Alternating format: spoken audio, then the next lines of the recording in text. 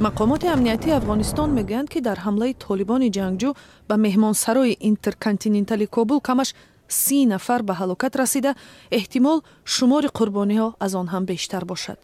سخنگوی وزارت بهداشت افغانستان وحید مجروح روز یکشنبه 21 ینور گفت که 19 جسد به بیمارستان انتقال یافته است.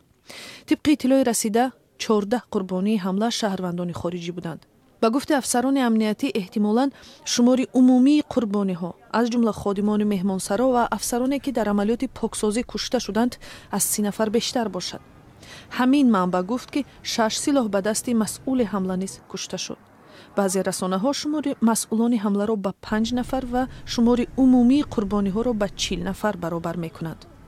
شام شنبه 20 ینور جنگجویان با لباس نظامی به مهمانسرای با حشمت پایتخت افغانستان حمله کردند. سخنگوی وزارت امور داخلی افغانستان نجیب دانش میگوید که نیروهای دولتی 150 نفر از جمله 41 خارجی را از بنا بیرون برآوردند.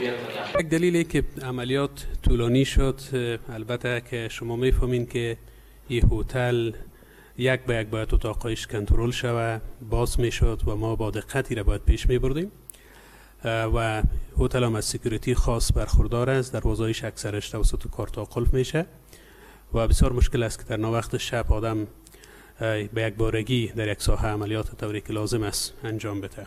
نجیب دانش گفت که از میان 14 خارجی فوتیده 11 کس خادمان شرکت هوایی کم ایر بودند. طالبان افغان مسئولیت حمله را به دوش گرفتند.